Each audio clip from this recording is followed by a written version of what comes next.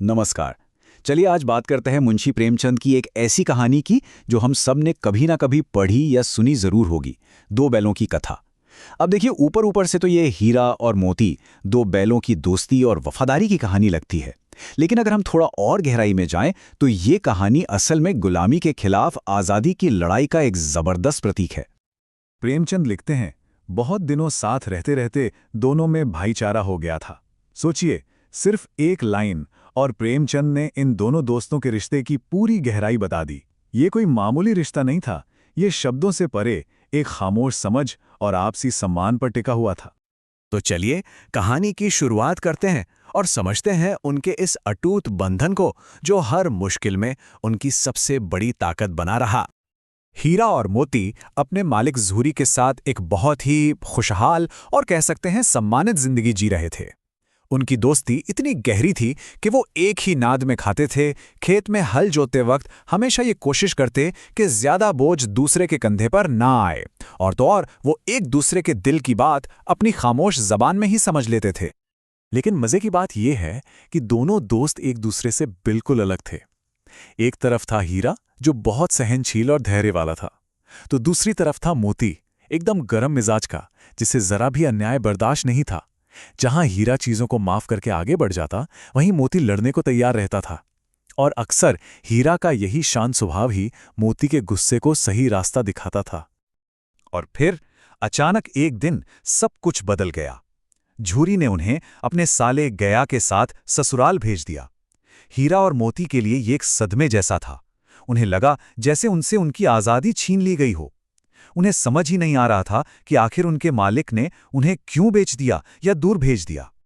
गया के घर पहुंचते ही उन्हें समझ आ गया कि ये जगह उनके घर जैसी बिल्कुल नहीं है।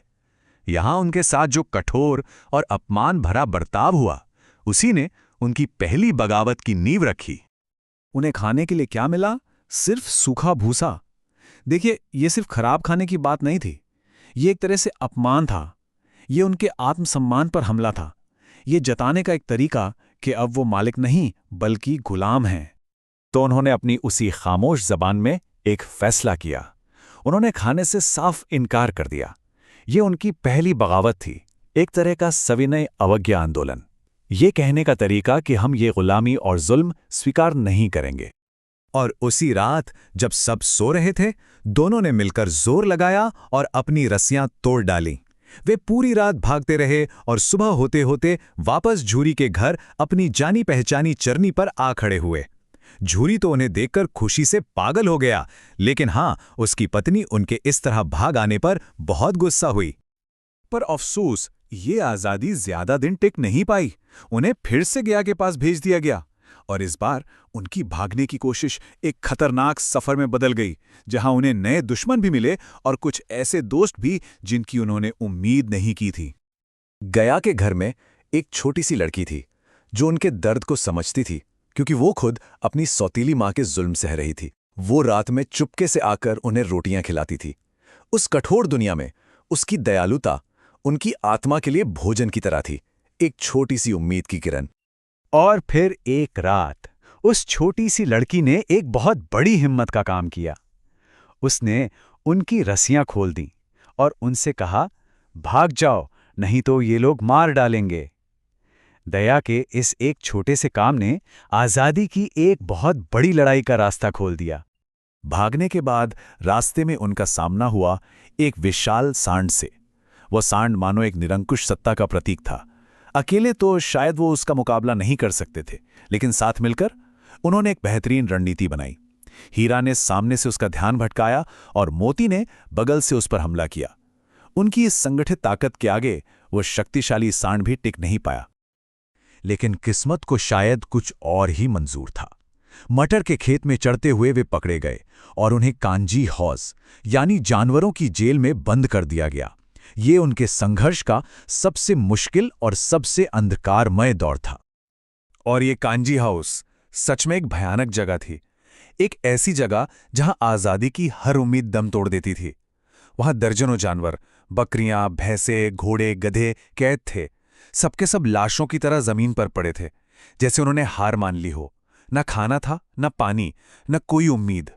दिन गुजरते गए और खाने को क्या मिला? 0, एक दाना भी नहीं। ये उस पूरी निराशा और भुखमरी का प्रतीक है जिसका उन्होंने हर पल सामना किया, एक ऐसी स्थिति जो किसी की भी हिम्मत तोड़ सकती है। ऐसे में जब सबने हार मान ली थी, हीरा ने फैसला किया कि वो इस बाड़े की कच्ची दीवार को तोड़ेगा ताकि बाकी जानवर आजाद हो सकें। ये सिर्फ अपनी जान बचाना नहीं था, ये दूसरों को आजाद कराने की लड़ाई थी। मोती चाहता तो भाग सकता था, पर उसने अपने दोस्त का साथ छोड़ने से इनकार कर दिया। हीरा ने दीवार तो तोड़ दी और ज्यादातर जानवर भाग भी गए, लेकिन इस चक्कर में दोनों पकड़े गए। और अब कहानी अपने सबसे अहम मोड़ पर पहुंचती है, उनकी नीलामी और फिर घर वापसी की एक चमत्कारी, अविश्वसनीय दौड़। भूख से बेहाल उन दोनों को एक दड़ियल कसाई के हाथों नीलाम कर दिया गया। जब वो कसाई उन्हें हाँक कर ले जा रहा था तो उन्हें लगा कि बस अब उनकी जिंदगी का अंत आ गया है। लेकिन कहते हैं ना, उम्मीद आखिरी दम तक नहीं छोड़नी चाहिए। चलते चलते अचानक उन्हें रास्ता जाना पहचाना सा लगा। अरे, ये तो वही रास्ता था जो उनके गांव, उनके घर की तरफ जाता था। और बस ये एहसास होते ही जैसे उनके मुर्दा शरीर में जान आ गई। सारी थकान, सारी कमजोरी गायब हो गई और वे पूरी ताकत से भागे और सीधे झूरी के दरवाजे पर जाकर ही रुके। ये वो पल था जिसका हम सबको इंतजार था। झूरी उन्हें देखकर दौड़ा और उन्हें गले से लगा लिया, और उन दोनों दोस्तों की आंखों से भी खुशी के आंसू बहने लगे। आखिरकार वो अपने घर, अपनी दुनिया में वापस आ गए थे। और कहानी यहां खत्म नहीं होती। जब वो कसाई उन्हें लेने वापस आया तो इस बार मोती ने उसे ऐसा खदेड़ा कि वो दोबारा उस गांव में घुसने की हिम्मत ना कर सका। उन्होंने ये तय कर दिया कि अब कोई बाहरी ताकत उनके घर पर, उनकी आज़ादी पर कब्जा नहीं कर सकती।